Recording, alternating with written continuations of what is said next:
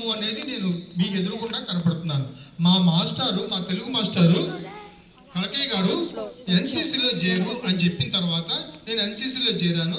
చేరినటువంటి 6 నెలల్లోనే 18 సంవత్సరంలో నేను ఇండియన్ ఆర్మీకి సోల్జర్గా నేను ట్రైన్ అయ్యాను. SCM government college.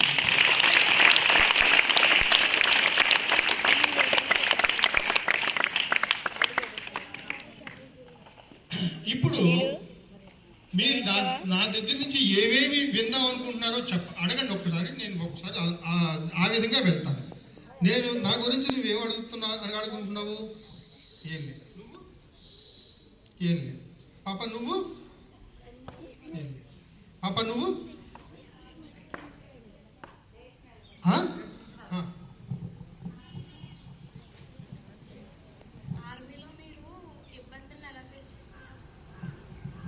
ఈ పాప అడిగింది ఆర్మీలో ఇబ్బందుల్ని ఎలా ఫేస్ చేసి ఉంటారు సార్. ఓకే, ఇంకా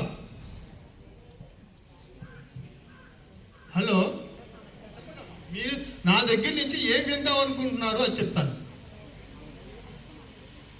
హలో పాపలు, మీరమ్మా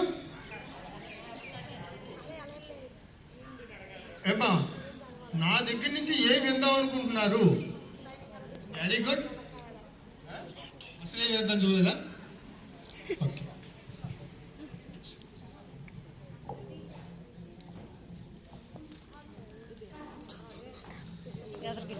హలో బాబా,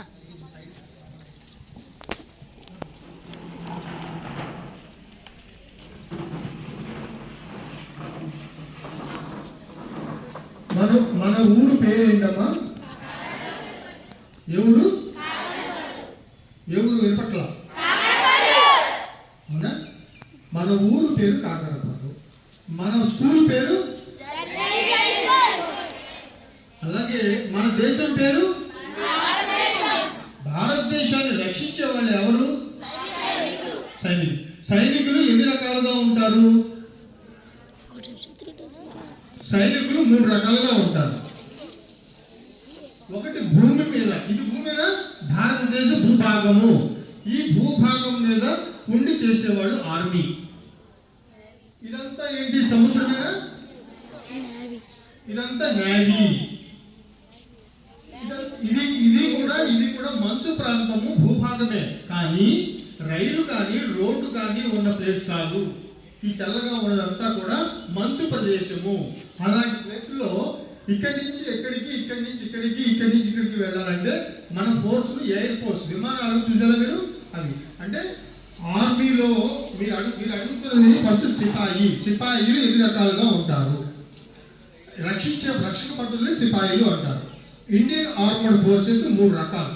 ఒకటి ఆర్మీ, నేవీ, ఎయిర్ ఫోర్స్. 3 ఒకటే, కానీ వాళ్ళు చేసే పనులు ఒకటే.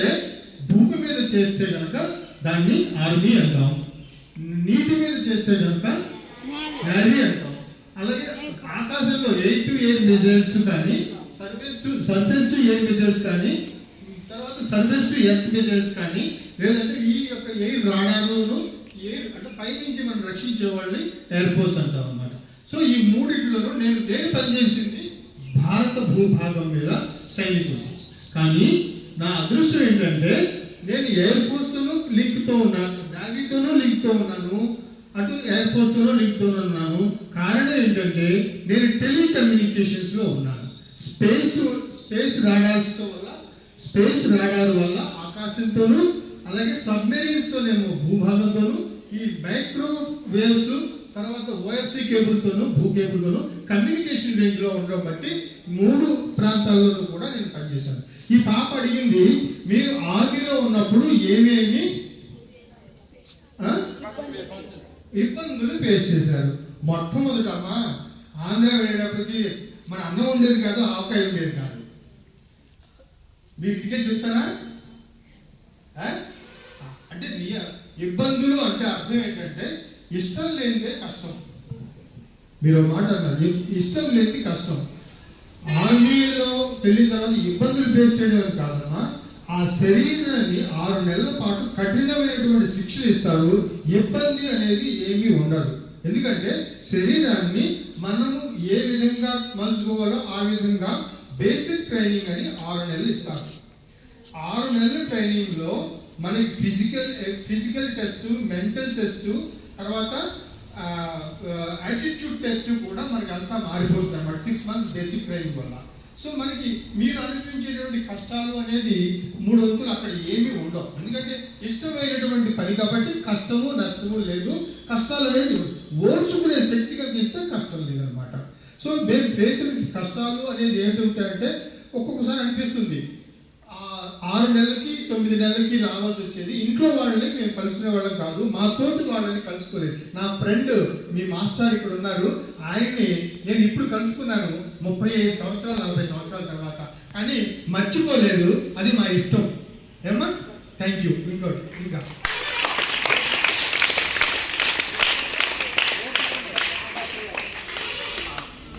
గారు మాస్టారు, నేను ఆయన 10వ తరగతి కలిసి చదువుకున్న జడ్పిహెచ్ స్కూల్లో. ఓకే, ఎస్ఎం గవర్నమెంట్ కాలేజీలో నేను ఆర్మీకి రిక్రూట్ అయ్యాను ఎన్సీసీ స్టూడెంట్ కింద. ఇంకో క్వశ్చన్ ఏం కావాలి చెప్పడమా?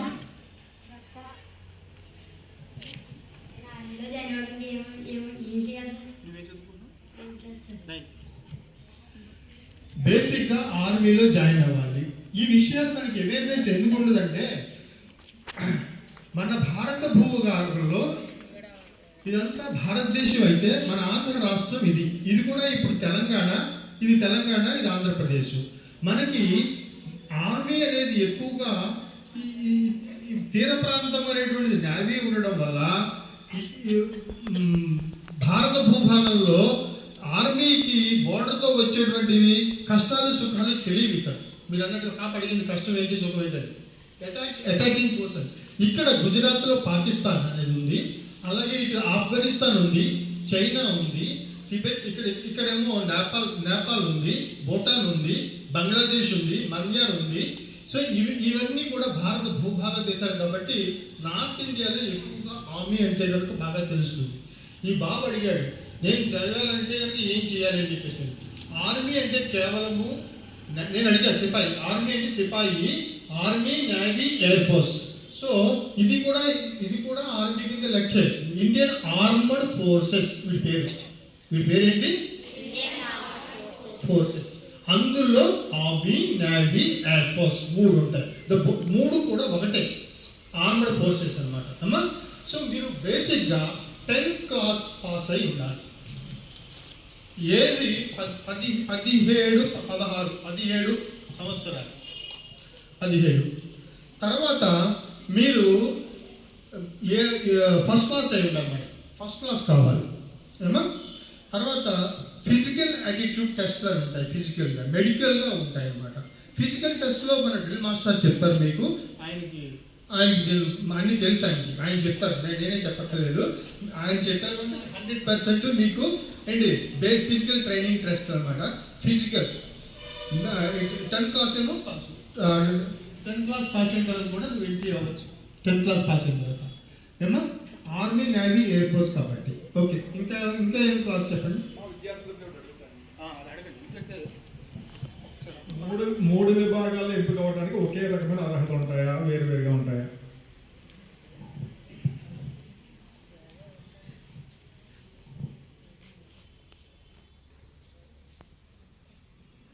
ఉద్యోగము అనేది ఒకటి, సర్వీస్ అనేది ఒకటి. ఉద్యోగం అనేది మనం చేసినటువంటి పనికి డబ్బులు సంపాదించడం. సర్వీస్ అనేది వాళ్ళు మనకిచ్చిన పనిని నిస్వార్థ సేవగా చేయడం. మినిమం ఎంట్రీ 10th క్లాస్ చెప్పాను, మ్యాక్సిమం ఎంట్రీ ఎంతవరకు ఉంటుందంటే డిగ్రీస్, పిహెచ్డీస్. ఓకే అండి, ఎందుకు చెప్తున్నానంటే మినిమం ఎంట్రీ అయితే కనుక సోల్జరు, తర్వాత మీరు డిప్లొమా చేయండి, ఇంజనీరింగ్ చేయండి, ఎంఎస్సి చేయండి, పోస్ట్ గ్రాడ్యుయేషన్ చేయండి, డాక్టర్స్ ఎంబీబీఎస్ చేయండి, ఇంజనీర్స్ చేయండి. ఆర్మీ అంటే కనుక వేరే ఒక విధానం కాదు. ఏదైతే కనుక ఈ స్కూల్లో మీకు అర్థమైన చెప్తారు అసలు ఆర్మీ, నేవీ, ఎయిర్ ఫోర్స్ అంటే ఏంటో ముందు వివేచించండి. అర్హతలు అనేది మినిమం చెప్పాను. అందులో మీరు కనుక ఒక ఇంటర్మీడియట్ నుంచి పాస్ అయ్యే వెళ్ళొచ్చు, డిగ్రీ పాస్ అయిన తర్వాత కూడా వెళ్ళొచ్చు, ఎంబీబీఎస్ చేసిన తర్వాత కూడా వెళ్ళొచ్చు, బీటెక్ చేసిన తర్వాత కూడా వెళ్ళొచ్చు, ఉమెన్స్ కూడా రావచ్చు, బాయ్స్ కూడా రావచ్చు. సో అందులో ఏంటంటే క్యాడర్స్ ఉంటాయన్నమాట. ఫస్ట్ క్యాడర్ ఏమంటారంటే సోల్జర్, తర్వాత జూనియర్ కమిషన్డ్ ఆఫీసర్, తర్వాత కమిషన్డ్ ఆఫీసర్. దాన్ని మీకు ఎలా తెలుస్తుందంటే మీరు మీ అందరూ కూడా తెలియాలంటే ఇక్కడ మనకి పోలీసులు చూసారమ్మా, తెల్ల చొక్కాతో ఉంటారు చూసారా, తెల్ల చొక్క ట్రాఫిక్ పోలీస్, ఆయన పక్కన ఒక కాకిగాని కూడా ఉంటాడు, ఆయన హోంగార్డ్. సో ఆయన స్టార్టింగ్ మన 10th, ఓకే, అంటే 10th అంటే ఫస్ట్ మినిమం క్వాలిఫికేషన్. తర్వాత మీరు ఇంకో చూసుంటారు, పోలీసు కానిస్టేబుల్స్ ఉంటారు. సో వాళ్ళది intermediate and degree level, intermediate. ఆ తర్వాత సర్కిల్ ఇన్స్పెక్టర్, తర్వాత station master, sub inspector rank ఉంటుంది, ఆయన కమిషన్ ఆఫీసర్. ఆయన తర్వాత మనం చూస్తాము ఐపీఎస్ ఆఫీసర్స్, ఆయన క్లాస్ 1 కమిషన్ ఆఫీసర్స్. ఇండియాలో కమిషన్ ఆఫీసర్స్ది ఐఏఎస్, ఐపీఎస్, ఐఆర్ఎస్లో వస్తుందన్నమాట. All are the degree holders తర్వాత. సో ఇప్పుడు మీకు కావాల్సింది ఏంటంటే మినిమం బేసిక్ ఇంటర్మీడియట్తో మీరు జాయిన్ అవ్వచ్చు, ఏ దాంట్లోనే జాయిన్ అవ్వచ్చు. Number one point. Number 2 service అని చెప్పాను. మీ ఇంట్రెస్ట్ని బట్టి అక్కడ అన్ని పనులు ఉంటాయి. మనల్ని మనం రక్షించుకోవడం, తర్వాత ఎదురువాడిని రక్షించడం, ఇదే మన పని. అందులో విభాగాలు ఎయిర్ ఫోర్స్, నేవీ, తర్వాత air force, navy, Indian army, ఈ మూడింటికి కూడా ఒకటే లెవెల్. కానీ మీరు తీసుకునే మీ ఇంట్రెస్ట్ని బట్టి జాయినింగ్ అవ్వచ్చు లెవెల్స్. అర్థమైందా నా మాట? ఒక 10th క్లాస్ విద్యార్థిగా మీరు ఇందాక ఫిజికల్ టెస్ట్ అని చెప్తున్నారు. ఈ ఫిజికల్ టెస్ట్లో నాకు నేనుగా ప్రాక్టీస్ చేసిన ఏమైనా ఉంటాయా, లేదా ఏదైనా కోచింగ్ సెంటర్లో జాయిన్ అవ్వాలి? ఒకవేళ మీరు ఎన్సీసీ ద్వారా డైరెక్ట్కి వెళ్ళాను కాలేజ్ నుంచి. ఇప్పుడు మా స్కూల్స్లో ఎన్సీసీ లేదు కాబట్టి ఎక్కడ ఫాలో అయ్యి ఎక్కడ ఈ కోచింగ్ తీసుకుని మీకు తెలిసిన దగ్గరలో ఇలాంటి సెంటర్లు ఉన్నాయా? ఒక 10th క్లాస్ స్టూడెంట్గా అడుగుతున్నాను. ఇది చాలా మంచి క్వశ్చన్ అమ్మా. నేను ఆర్మీకి వెళ్ళాలంటే ఏం చేయాలి అనేది ముందు తెలిస్తే మనం దానికి మనము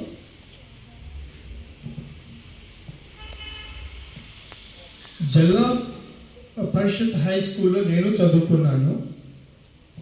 period 1, period 2, period 3, period 4, okay. తర్వాత బ్రేక్, తర్వాత 5వ పీరియడ్, 6వ పీరియడ్, 7వ పీరియడ్, 8వ పీరియడ్. అవునా? ఇంతేనా పీరియడ్స్? ఇంతేనా పీరియడ్స్ అని మారాయి? ఓకే. ఈ 4 పీరియడ్స్లోనూ మీరు రాత పరీక్షకి పనిచేస్తాయండి. మీరు స్కూల్లోనూ పొద్దున్న 10కి స్కూల్, 9కి బయటకు. 9కి కదమ్మా, 4కి నుంచి మీరు లేవడం మొదలెడితే 4 to 5, 6 లోపల మీ హోంవర్క్స్ అన్నీ స్టడీ అవర్స్ చేసేసుకోండి. 4 o'clock లేవాలి. హాఫ్ అన్ అవర్ మీరు తయారవుతారు మీ పర్సనల్ తయారవడానికి. సో మార్నింగ్ అవర్స్లో 2 hours maths, English, science morning అవర్స్లో కంప్లీట్ చేసేసుకోండి. సో నెక్స్ట్ రిమైనింగ్ 9 to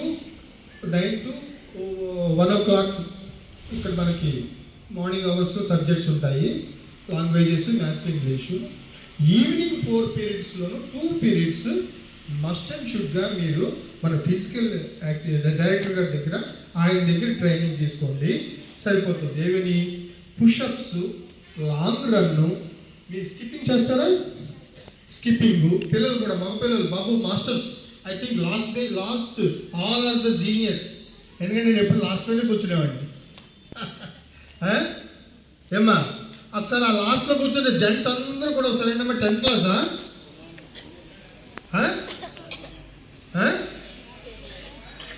ఆ లాస్ట్లో కూర్చున్న వాళ్ళందరూ 10th క్లాసా? 10th, 9th అంటే ఆ బ్యాచ్ మొత్తం అంతా దగ్గర రండమ్మా.